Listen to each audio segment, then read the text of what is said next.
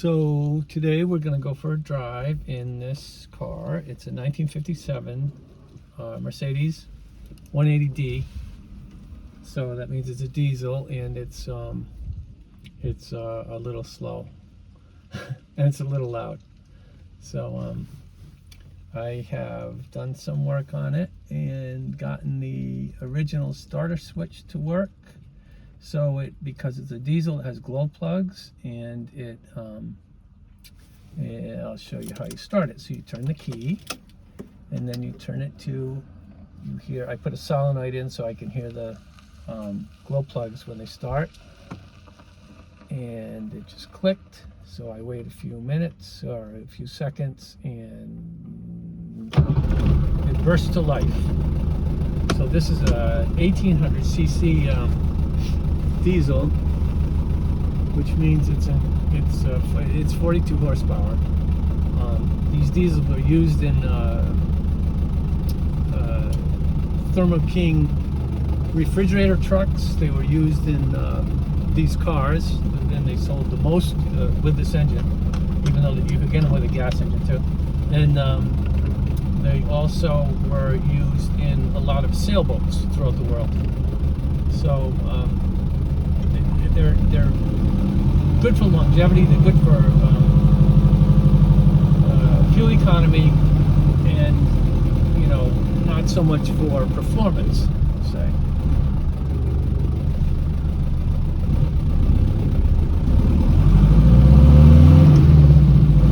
I think it takes about 35 seconds. I don't remember exactly, to get up to 60 miles an hour, which is slow.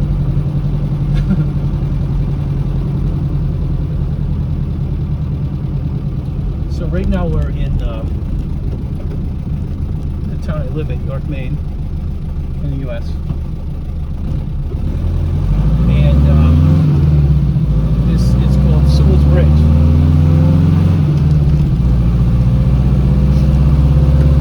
One of the notable things about this car is the directional signal is you actuate it by turning the horn ring. So if I turn it this way, it's left, right, off. The problem is you have to remember to turn it off, and more often than not, I'm driving down the road with the blinker on, and it doesn't work.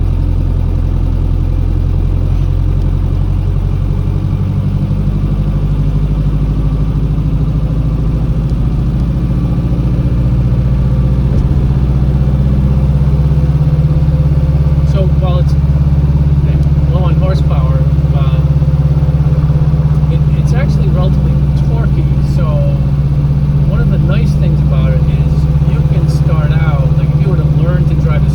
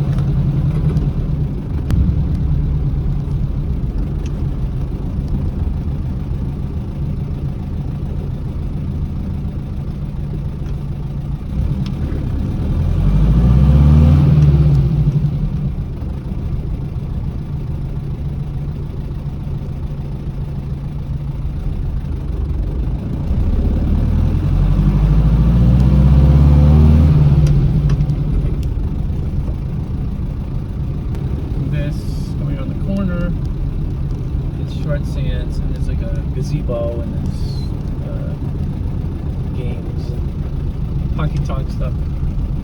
Anyway, we're not going down there.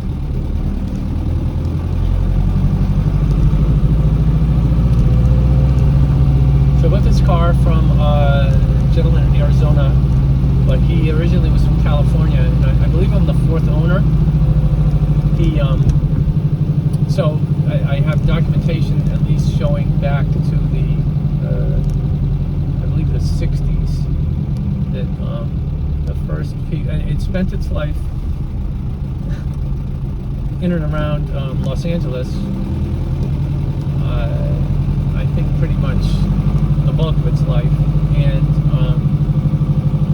the fellow I bought it from, I bought it from a consignment shop, but it was a man who had consigned it, and the man that owned it had lived in Torrance, California, I think for much of his life, and he had kept really accurate records, which I have not kept up on, and I believe he owned it since 1993, and he kept it in really good shape. It has a couple of issues, but they're relatively minor, and so I flew out to Arizona, I looked at it, and I bought it, and they shipped it back out. These two Mexican young guys drove non-stop from Arizona, and they had a bunch of stops to make to pick up and drop off different vehicles. It was they were incredible people, and the consignment shop is called Classic Car Addict in Mesa, Arizona, and they were also fantastic people to deal with.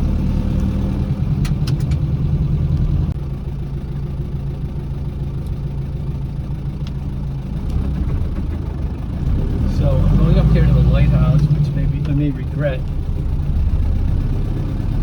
because we get a ton of tourists here, and sometimes you get stuck up here.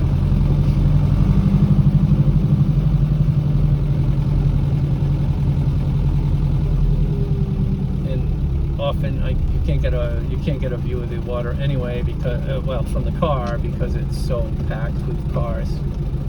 Particularly on a weekend, which was kind of stupid to go up today. It's Saturday, I think, and in the fall, so a lot of people are coming up to see the leaves change color, and it's busy. So I'm not sure you can see the ocean, but you may be able to see the lighthouse. So the lighthouse is on an island. And there's a little bucket and a cable that allows people to move from the mainland to the island. So, like, the guy that mows it is a teacher at the I don't know if he's at the middle school or the high school, and he so that's how you get across to mow the lawn, is you go across in a bucket, and kind of like a chairlift at a mountain, but not.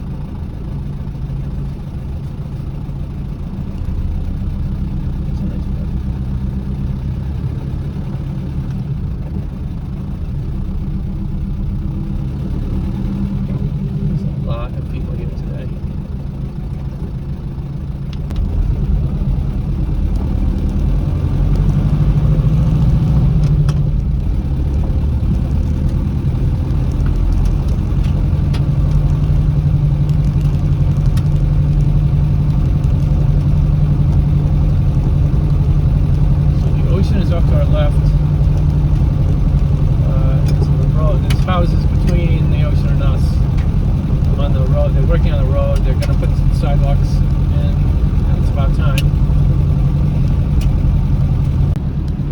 The thing about this car is the brakes are, well, awful. They are.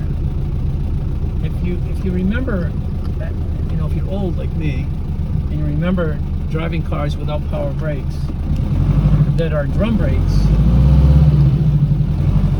Well, somehow these seem worse, and I don't know if it's because the wheels are only 13-inch, so they couldn't put a very big drum in there whatever reason, and I've only taken, I think, the front brakes off, and they're good, like they're in fantastic condition. But for whatever reason, it just takes a lot of foot pressure to make this car, to retard motion.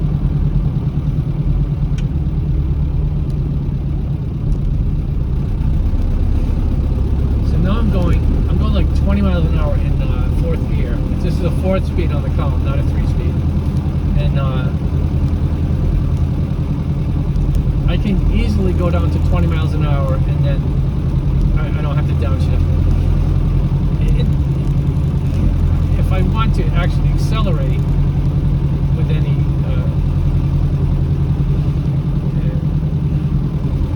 accelerate, I would downshift. But if you're just putting along like here, it's fine.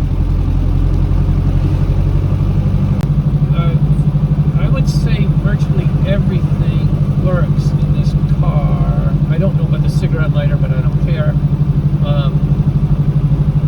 But the lights work, the brake lights work, the heat works. I fixed one of the heater. It's kind of these paper mache tubes that they use to make the heat work, and I had to repair one of those. And these have a fan in them. There's one on the right, one on the left. That works now. The windshield wipers work. They have 1 speed, but they're electric. They're not vacuum. And the dashboard lights do light up. I would call it barely lighting up because they're the dimmest.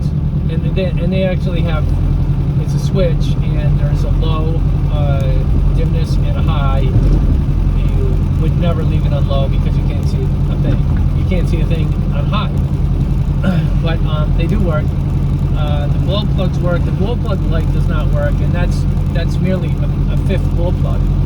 So I may or may not replace that. I don't really care because I don't really drive this car in the winter. And in the summer, I just listen for my solenoid I put in, and once I hear it click, I wait. If it's cold, if the engine's cold, I wait 10 seconds. If it's warm, I might wait, 4 seconds or 5 seconds, something like that. I did put a switch here, it's a matching switch, a Mercedes switch I got on eBay. And that switches on so I can charge the phone. Usually my phone sits here, and it sits down, and I have a wire in the ashtray, and a little light in there so I can tell when the power's on. And even this is a Becker Europa radio, AM FM, and it does work. It sometimes has a bit of a whine in it, but it's a monstrosity. It's not just the radio here. There's also a amplifier that goes into the dashboard. I took that out. That's my neighbor. I took it out temporarily. I may put it back in, but I don't really listen to the Becker radio. But I want to keep it for the next person that owns this car because it's original and it works. There's a speaker in the back, which I'm sure it's not the original speaker, but I don't know if it came with a speaker in the back. It has a 7x4 inch speaker in the front and a 6x9 in the back. So I bought a Bluetooth amplifier, a little cheesy Chinese Bluetooth amplifier, monaural, not stereo, because I don't have any stereo speakers. And so I can connect my phone and play music, and more often than not, because the car's so loud, I just listen to the news, or I listen to podcast, New York Times audio and podcasts and stuff. And you can actually hear voices pretty well. Just not mine.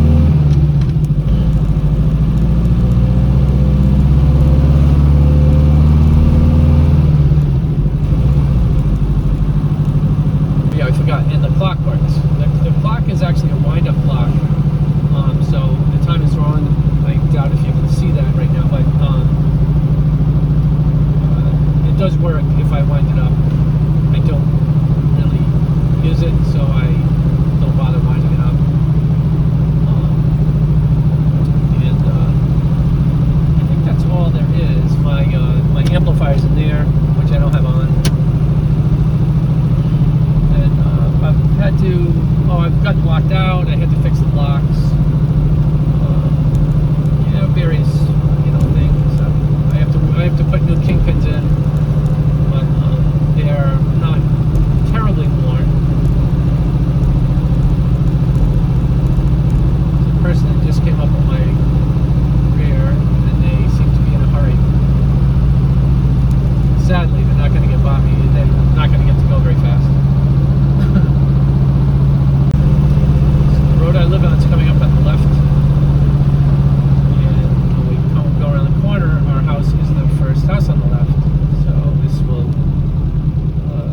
conclude our tour in automobile overview.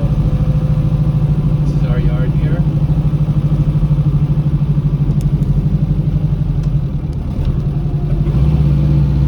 Here's my wife bagging leaves.